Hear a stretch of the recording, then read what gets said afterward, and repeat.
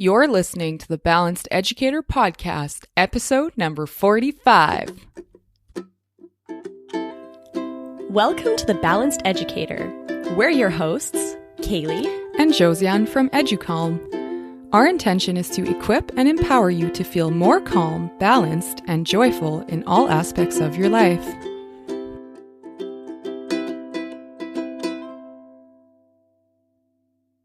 Hey everyone, welcome to the Balanced Educator Podcast.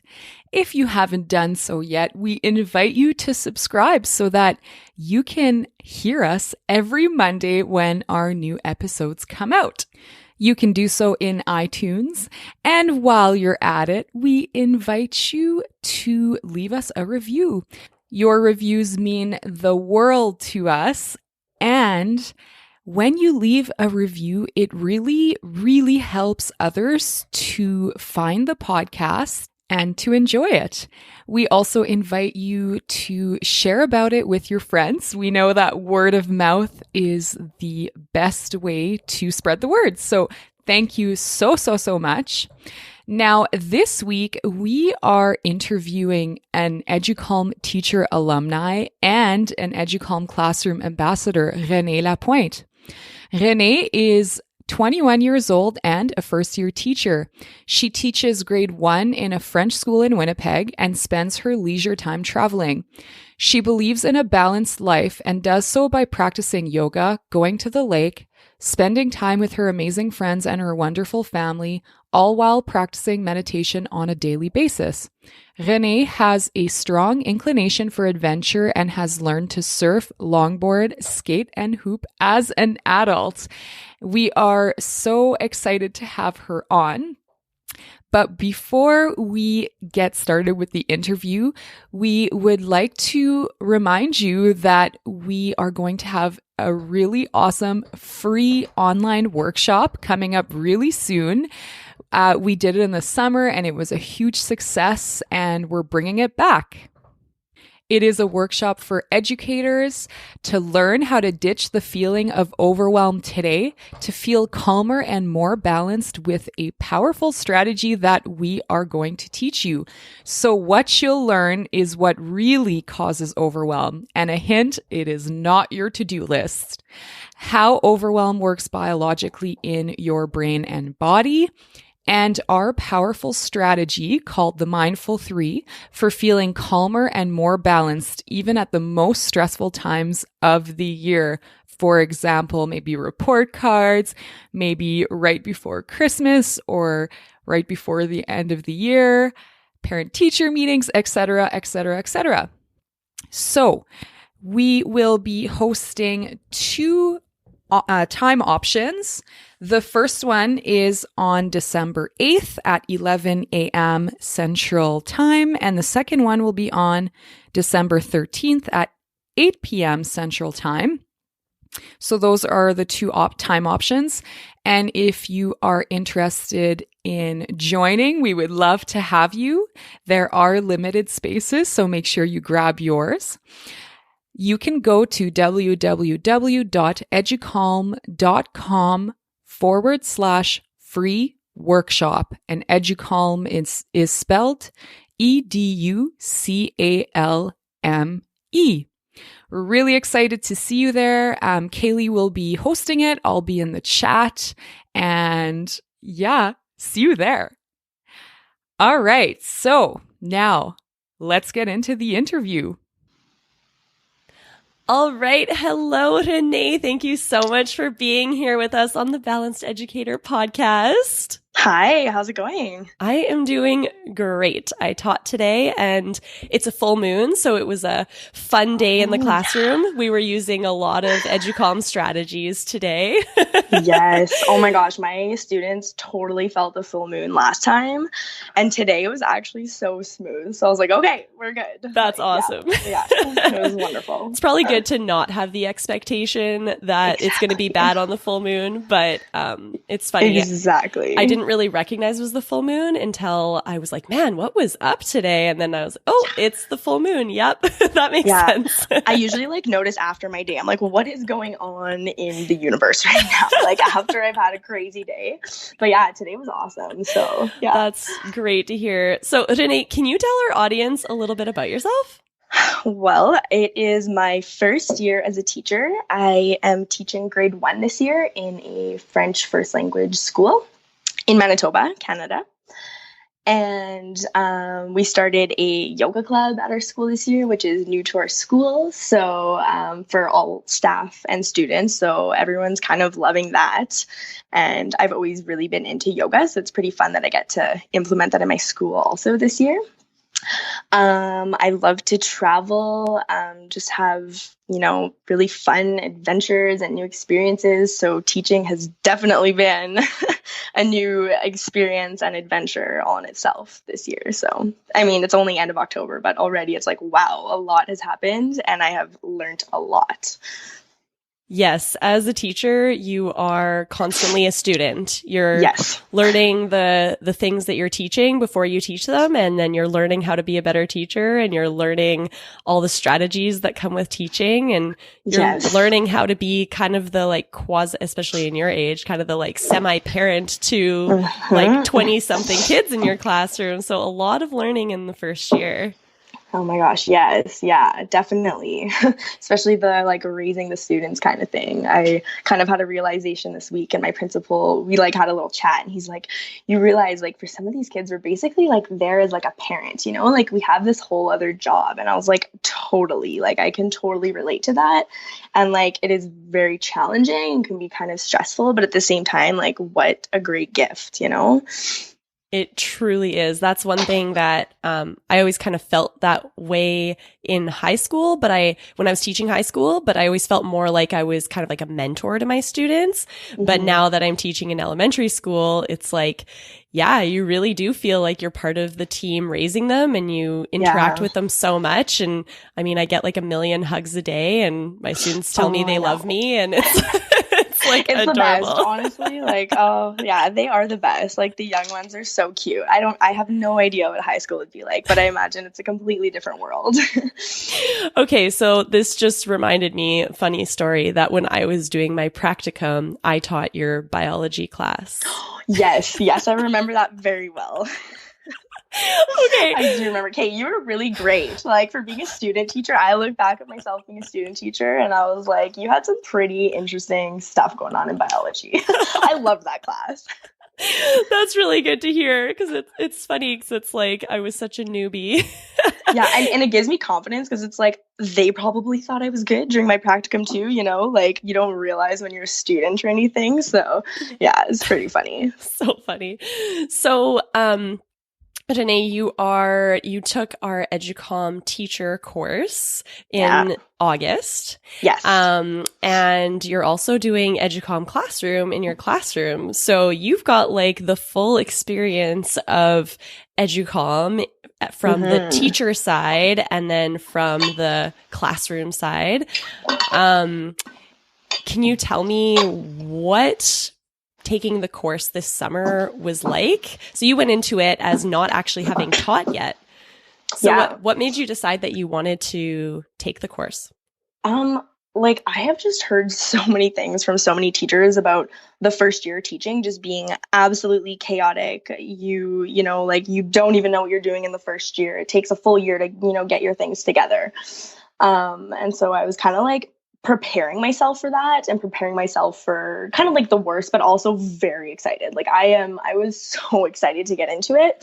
So I did want to just make sure I was ready getting into that first year and make sure that I was going to have a good year, a good first year, and like leave a kind of a good taste in my mouth at the end of this year and just really want to give it my great guns in the years to follow. So I heard about the course and it was kind of it's for teachers. So I saw that it was kind of targeting, the well-being of teachers, which I do believe like we definitely need to put our oxygen masks on before we can put it on those of others and our students. So I was like, hey, this is awesome. I'm all about practicing mindfulness and having like healthy mental and physical habits in my life. So I was like, hey, how can I specifically apply these things as an educator and just in my life? So I took the course, and I didn't know like too much about it going into it, except for really that. And it was really nice. Like I was kind of like, okay, taking a course in the summer. But then like after I took the first course, I was kind of like, wow, like it was online, right? So I was like, this is awesome. I get to do it in my PJs at home. And like, there's this whole like community on there that's like in a group chat at the same time. And we're chatting about things while we're doing the webinar. And it was super interactive and super fun. And we talked about like real things and real things that we're feeling, and kind of a mesh of our biology, you know, like spirituality, mindfulness, and the physiology of our body and how it all works and how it all kind of works hand in hand. And I totally love that, like seeing that from all these perspectives to really get an understanding for yourself and what's going on, right? So after I took the first course, I go downstairs and I say to Easton, my partner, I'm like, wow, I feel just so refreshed right now from that. Like that was just such like an uplifting kind of like a life coaching kind of course, like not at all something that I was like, oh, I got to take like hard notes, and, you know, like not at all like a conference that we're used to like as teachers. So I was like, okay, this is going to be awesome. And then with the coaching calls on Thursday that are very personal, and like I got to ask you guys a lot of the questions that I had. So that was pretty awesome. And I just found myself really looking forward to Mondays, where I was like hitting that reset button with you guys, and throughout the week practicing all the tools that I had learned from that as well, building really good healthy habits and routines. And I do think that is key. And I've always wanted to set a routine in place for myself, like a meditation routine or something like that. And I've always kind of found it hard to just like get into that routine. Like I'd go through phases where I would do it and then I would stop and then not be that committed. But doing like committing it to it fully for the month really like helped me realize, okay, like this is the kind of benefits I can see if I'm committing myself to a month. So if I can set myself up to succeed before I even start school, and then I go into school, obviously my well-being, being good going into school is smart. And then also being able to do mindfulness with my students all year, like what kind of difference is that going to make? So it was just like, it worked really well, like hand in hand with that. But I did like that it was specifically targeting teachers and their needs and their well-being. And I also like found during the course, and I said to Easton, I was like, you know what, like this course is really for anyone who's working. Like, you know what I mean? Like this is so applicable to everyone, and everyone can benefit from this kind of thing, these kinds of strategies and this kind of mindfulness that you can be doing in your life. So yeah, it was funny. He's like, Renee, like, what are all these stickies all over our house? Like, I am energetic. I am capable, like all this stuff. And they're kind of like making fun of me, but I'm like, hey guys, I am capable. So yeah. That is awesome. Yeah. In one of the modules, we talked about affirmations and setting our mind up to look for the things that we want to look for, and like kind of priming ourselves to have the experience that we want to have. So yeah, putting up stickies everywhere to remind you what kind of thoughts you want to be thinking. So I love that you did that. Yeah. And the fact that you say that too is like, yesterday I was feeling slightly overwhelmed with all of like the interventions we're putting in place. Like, you know, now that it's October, we're full swing into things.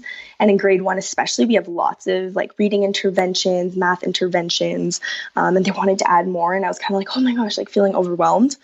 And last night I went home and I was like, okay, Renee, this is where you hit that reset button tonight. And what kind of attitude do you want to have tomorrow? Like, let's switch this around. Be the positive person that you are. You can handle it. We can make changes in our schedule. You know what I mean? And like, how can I have a good day tomorrow? So I like woke up, did my meditation, my routine. I hit the gym in the morning, which I definitely don't do that often, but I was like, no, like I want to start my day feeling great and energetic and ready for these kids and patient. And so I got to school. We had a great day, lots of activities, fun stuff. I had fun with my students. Went for a massage after school, went to pick up samosas, which I've been craving forever. And now I'm here. And I'm like, I do feel like I've had the best day. And I'm obviously so excited for tomorrow. It's Vendredi Ravi. So the kids are super pumped for that too. And I do feel like, okay, I'm ready for, you know, like the next couple weeks ahead, report cards, like you can do this. Like you are capable, you know, like you got this.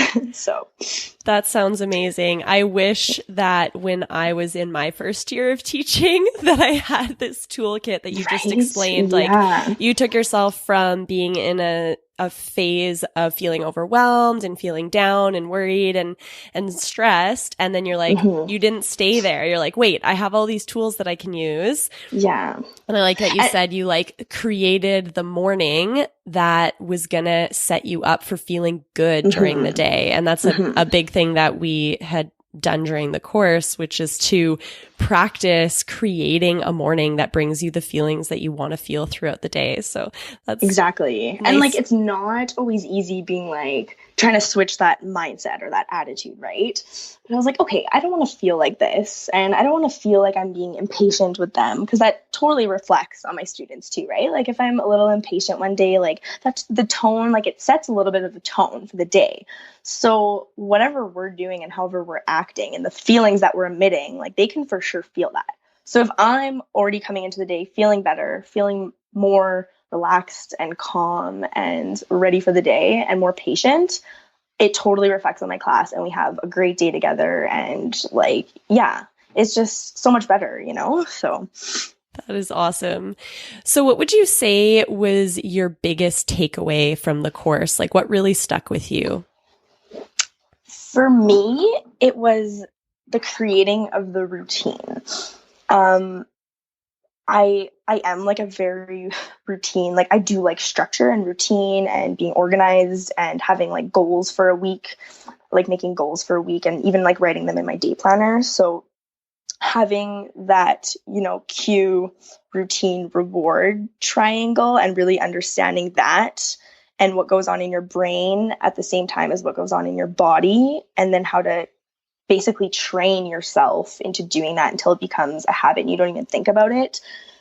And like obviously putting that into practice is what really kind of brought the whole thing to life, right? Which is what I loved about it. It was just so like you're actually applying everything you learn to your everyday life. So for me, that was definitely like the best and biggest part. And then obviously there was all the like little things on the side, like daily affirmations and the being aware of your body and how it's feeling. And we got more into depth about emotions and sensations and all that. So like all that goes hand in hand, but I think it was definitely important for me to get that routine down. Yeah, totally. So that was in week 1, so module 1, we actually teach how habits are made and what's happening in our brain to create a new habit. And I think that once you have that framework and you understand like how your brain actually works, then it makes it so much easier to kind of hack that and use it to your advantage. So, and then the whole goal throughout the whole month is we're really creating these solid habits and, you know, figuring out how is this going to fit into my life in a way that's real and actionable. So it's not just this idea that you never actually end up doing. You're like, I want to get in shape. It's like, well, you have to actually plan to go to the gym if you want to do that, you know? So we talk about how to actually structure that in your real life in a way that feels fun and good and not like overwhelming, right? Exactly. Like during the summer I was doing I would get up in the morning first thing, kind of go downstairs to my chair, do my 10 to 15 minute meditation, depending how much time I had. I did like doing 30-minute ones during the summer for sure. And then I would write in my gratitude journal every day. And like right after that. So that was my routine. That was my morning routine. But I found now that I'm into the month of October at school, I have definitely adjusted those to make them, you know, more fun and less overwhelming, like you say. And basically what I do is I have this awesome app on my phone and it's all these guided meditations, but by different teachers. So you can search thousands and thousands. So I'll wake up in the morning and you can click like 0 to 5 minutes, 6 to 11, whatever. And I'll see, okay, how much of a meditation do I want to do in the morning? And I'll lay there in bed and I'll put it on my speaker. And like, that's kind of how I wake up in the morning. And I'll often do like a motivational morning meditation or, you know, like self-love, self-confidence, like stuff that's really going to like boost me up for my day. And then I make my breakfast and my coffee and at the end of the week at school. So I've kind of switched my gratitude journal thing. I definitely don't journal every day. I'm so guilty for that. But every Friday at school, I have like my own little teacher journal. It's like really cute and everything and like very motivating to write in. And I write just like all the kind of like the best moments that popped up throughout the week and the things that like I love about my students and my job and the school. And I just kind of go on a little gratitude rant at the end of the week. And then at the end of my night, I also do a guided meditation before bed. So that's kind of the routine I have going right now. And like that also could change throughout the year, but like that's what's feeling really good right now. So that's kind of what I'm sticking to. I love that you're saying like, and this is what's feeling really good right now. It's not about forcing yourself to do something that doesn't bring you joy. It's about creating habits of joy and doing things that bring joy and not forcing yourself or saying, I should do this or I should do that, but rather choosing the things that are uplifting and feel right in your life. So I like that you altered the habits in a way that's working for you right now. And that, yeah, you're open to say, well, if things change in the future, I can change it. But you kind of have this like set routine to go off of that can always be tweaked based on your situation. Yeah, absolutely. And it definitely is nice on the weekends when, you know, I do have that extra bit of time for like self-care and to do these things that I like to do and to reset and go into that reset mode and then get ready for the next week. So that's definitely fun, but it's totally doable like while I'm teaching. And that's kind of something I've come to realize. And last year I would have never thought like I'd have time, right? That was always the thing. Oh, I would never have time to meditate in the morning, or by the time I go to bed at night, I hit the pillow when I'm out, but now I'm like, okay, it's so doable and it's very enjoyable. And Easton too, he's like, oh, can we put on a guided meditation? Like he's just as into it as I am now. So it works awesome. And that's awesome. And I love that you said, it's not about having time. It's about making the time and choosing to use your time in that way. So in a way that like makes you feel good so that, you can be the best teacher for all your little kiddos. Exactly. That's awesome. Okay. So now I'd love to know what has been your biggest struggle so far or challenge? With mindfulness, like in my classroom.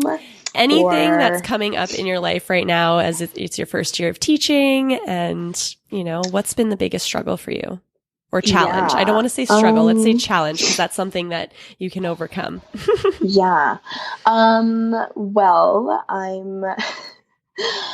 I like to have a very like optimistic viewpoint on the group of kids I get every year. And my kids are awesome. I have 17 of them and I already love each and every one of them to bits. But there is a little handful of them that are there's definitely some behavior challenges there for sure. And like our school team is awesome. So like they are totally there to support me. The other grade 1 teachers are there to support me. And like I don't feel like I'm drowning or anything, or that like I'm in this alone. I really, really feel the support. So it's the kind of thing where it's like, okay, this is going to make me stronger for sure. But that has definitely been a little bit of a challenge. I do have like 6 kids in my class right now that I'm doing like little observations on, but like that too has taught me like, okay, I'm just being very like observant of what they're doing and how do I deal with each kid and their own little things, you know, because they're all showing different little things and they all have their individual they have stuff going on too, right? Like they're all very different, and it's just been really fun kind of learning those differences and where they're coming from and what they're feeling and what challenges they're facing at school. And usually their challenges are so much bigger than mine, right? So like I'm in that place in my life where like I'm good, I'm set, I'm here to be that person for them, and they are just starting their journey, right? So it's been pretty cool and pretty awesome. And even like with those 6 there, I like think about those 6 and I'm like, I actually love each and every one of them. Like they're awesome and we have such great moments. But then there's also moments that are just so hard. And sometimes I'm like feeling like, am I doing the right things? Am I using the right strategies and all this? And like I said, my team is so awesome and they've been reassuring me, like, keep on doing what you're doing and like be firm and just keep going. You're doing great. So that has been awesome. But yeah, like it definitely has been like a lot of up and downs. And I know that is teaching. It's a roller coaster all the time, right? Like you have great days, you have some rough days, like it's a constant roller coaster. And I've just kind of taken a step back and I'm like, okay, it's a roller coaster. That's just how it is. So if you have a bad day, bounce back and the next day might be great. Like, it's just totally how it is. And I think I've just kind of accepted that. And, I've just kind of realized, okay, well, I have a relationship with each and every one of those kids, and that's what counts. They're coming to school, they're learning. I'm learning from them too, obviously. And so it's definitely been a challenge, right? But I think like I'm starting to feel like that's kind of not wrapping up right now, but I feel like I'm ready going into report cards and all that big stuff that's coming up. And that's going to be my first time doing report cards and write all these evaluations. But for that, like, I don't feel stressed. I don't really feel overwhelmed for that stuff yet. I'm feeling good about it, good coming into it. And I'm kind of like, oh, after November 15th, all is going to be like smooth sailing for a little while. And so it kind of feels like, okay, I've got the grunt of starting all these interventions and getting to know these kids and seeing how we can do this class management based on what these kids need. And now I feel like I'm finally kind of getting past that hump where I've kind of learned, we've gotten into it, we're starting to get the ball rolling and things are starting to go smoother. So it really does. It feels good and it feels really rewarding, right? Like at the end of every week, I'm still like, okay, this I love this and this is all so worth it at the end of the day. That is awesome. I really, really like how you said that with the children that there's challenges with them but I like how you framed it that it's harder on them than it is on me. Like they are experiencing more challenges than I am. I think a lot of times as teachers, we feel almost like when students are presenting with us with challenges, it's almost like, oh, they're out to get me or, like they're making my life difficult. But I really like how you reframed it as they're having a difficult time and I get to be here to support them no matter how hard it gets for them. And there's definitely been days where I'm like, oh my gosh, like, are they out to get me? Like, are they just, and I kind of was really being harder on myself than I should have been. And, my principal said, don't waste that energy on being hard on yourself. You have to put your energy towards other things. There's no need to be hard on yourself on top of it all. You're doing great. Keep doing what you're doing kind of thing. And I was like, wow, like that's actually really good advice. There's no sense on being hard on yourself on top of everything. So just kind of, that kind of resonated with me. And I was like, oh, that's very true. Yeah, no kidding. So I'd love to know, how are you using Educalm Classroom in your classroom? Oh my gosh, I love it. So I have taken a few different workshops on how to teach mindfulness. Is something that has interested me for the last couple of years and teaching it in my class. And I do like guiding some of them myself. So what I do is on Mondays, because I teach grade 1, I do day 1 for a whole week, as you guys recommended for the younger ages. So we work on one strategy for the whole week, and then we work on the next strategy the next week. So even like introduction to mindfulness brought me through the first 5 weeks of school, right? Yeah. So that was awesome. And what I did was on Mondays, I would play the audio recording that you guys have recorded there, the little guided mindfulness practice. And then they would play till the end, and then they would have a chance to share their thoughts or how they felt or what they noticed. So we'd have a little discussion. It was really just those who want to share, and they kind of have gotten into the groove of being able, they know now I can just raise my hand and share, or I don't have to raise my hand today. Some days no one wants to share. Okay, that's cool. We move on. And some days it's like 5 people, 6 people want to share. So I do that on Monday. And then during the middle of the week, I use that strategy and I kind of guide it on my own. And sometimes they respond differently to a recording than they do to a real voice. So I do like doing it myself too. And then on Fridays, or the last day of the week, we listen to the recording once again to kind of like reinforce that. So that's what we do on the Fridays. And then that little booklet that does come with the program, that's when we do like that one page of the booklet of that strategy on the Friday after we've practiced it 5 times throughout the week. So I think they really liked that.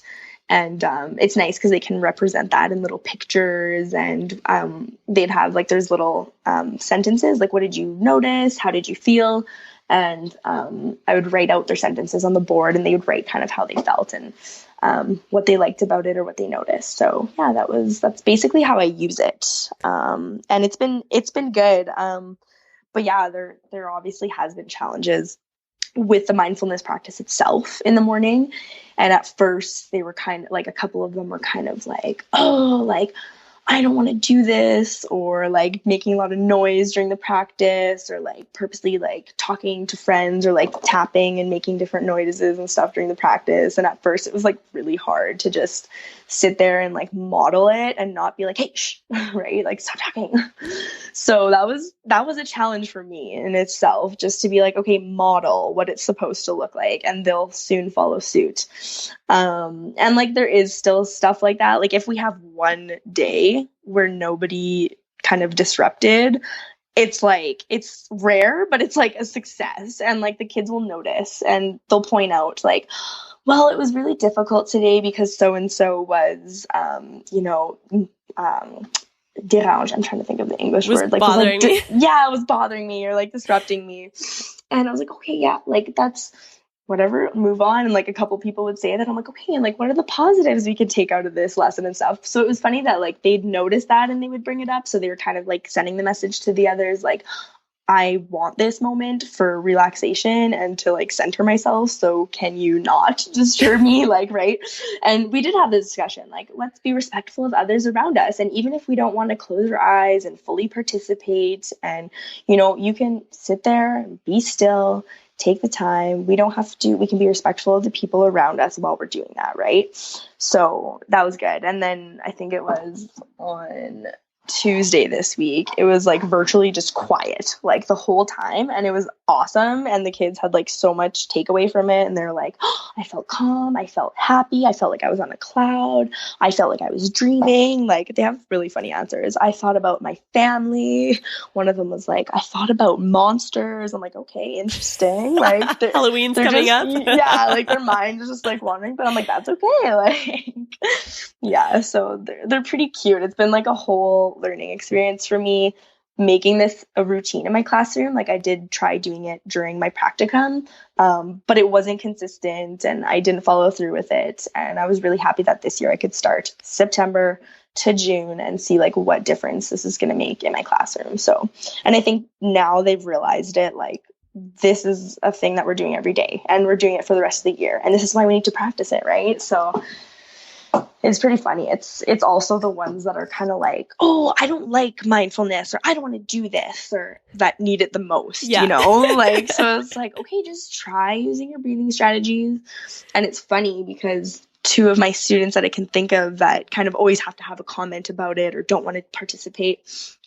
The other day, one of my students said, I don't want to participate, madam. And so he went into a reading corner. And I was doing a guided shavasana in the class. So they were all laying down. It was really fun.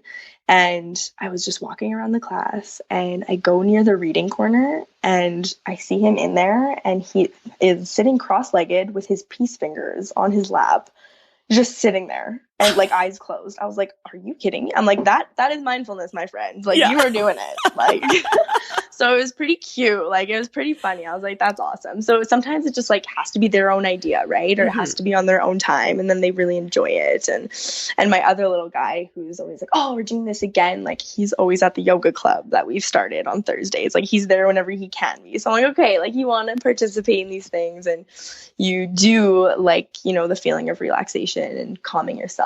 And so I think deep down they like it. Yeah. Yeah.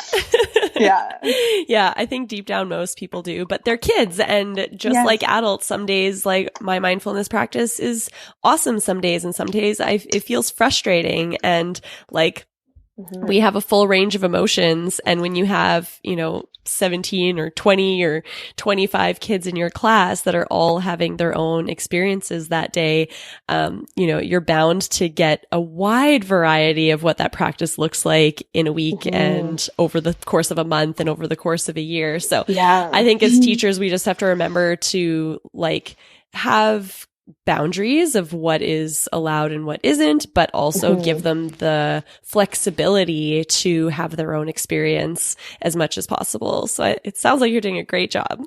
Yeah. And we write kind of what is mindfulness to us, to our class. And so we'll write a bullet point, not even once a week, just kind of whenever we're okay, what can we add to here?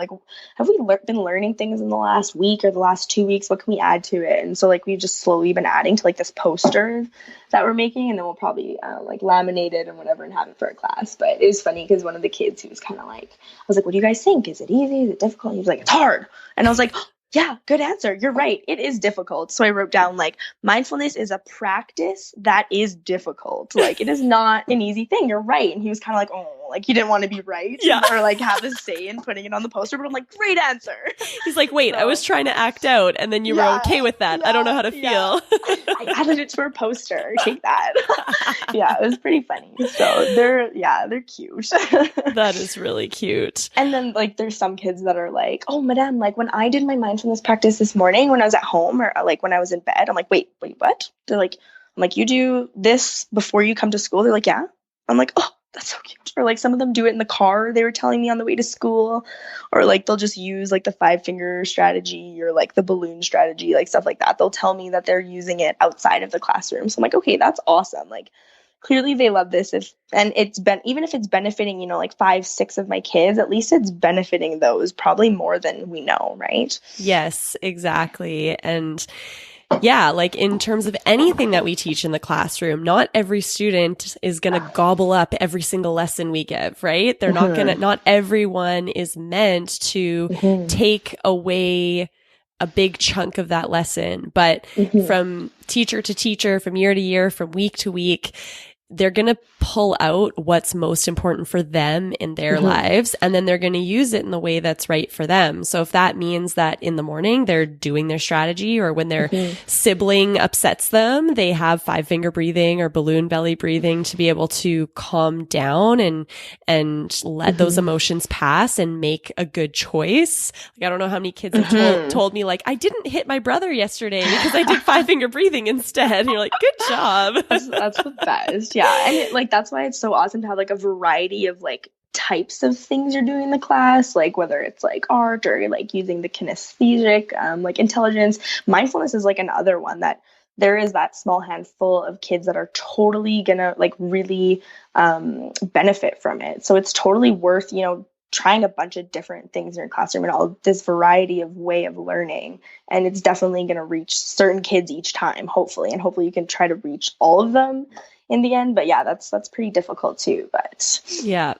But yeah, like you said, over time with the variety too within the different modules, there's all different types of practices and different things that we focus on. So yeah, I'm itching to get to 5 senses, but I'm don't start it. You can't start it until you start teaching the 5 senses, which is in our science curriculum in grade 1, which is happening after Christmas. But I'm just itching to get to that one. I'm okay, I'll skip it and I'll come back. I know. That's gonna align perfectly. I'm super excited. That's awesome. Yeah, I'm okay, which unit am I gonna do next? I'm so excited for myself. It's so hard to choose which one you want to do next. I know. I'm just waiting for you guys to have your reveal of what we're gonna get next. I'm pumped. I'm doing the 1 day a week thing, so I'll get there. It's gonna be a while. Yeah. But yeah. Oh, that's awesome. Yeah. So I'd love to know, in your opinion, the Educalm Teacher course, who would that course be good for?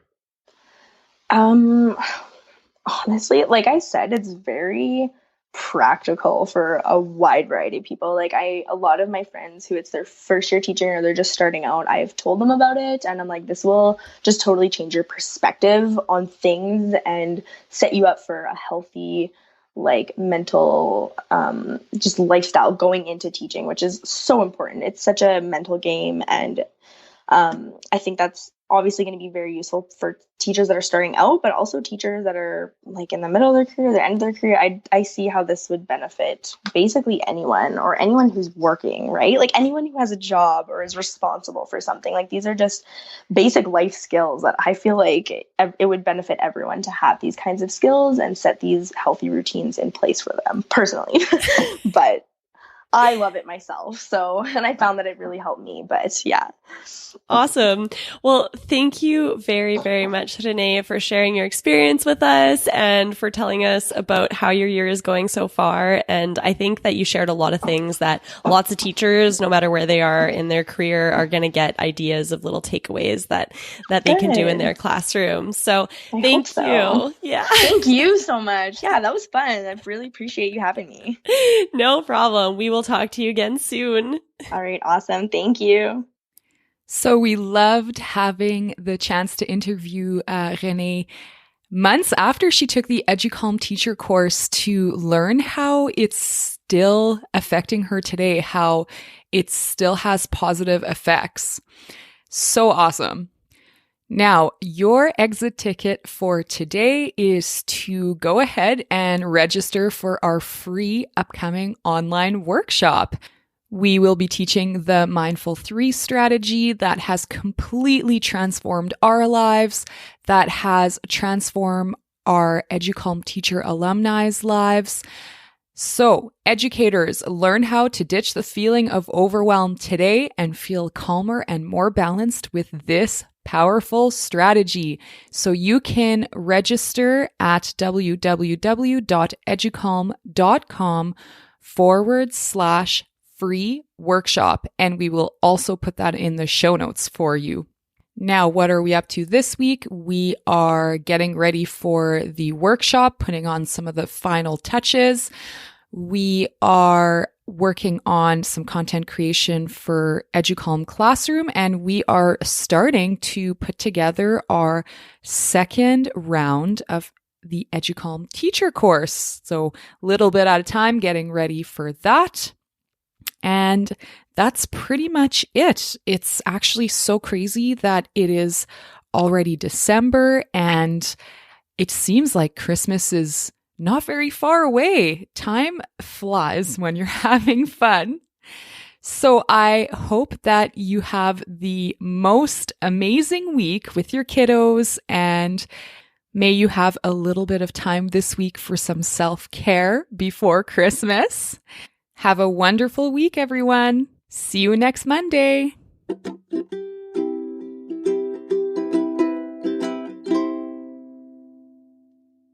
Hey there, Balanced Educator. We appreciate you and the work that you're doing in the world. We are here to support you, so we've created a free resource library for you to use anytime you want. Resources for mindfulness for you and your kiddos at home or in the classroom. You can get these free resources by going to www.educalm.com/The Balanced Educator. Again, that's www.educalm, that's spelled educalme.com/The Balanced Educator. Thank you for being a part of our Educalm community.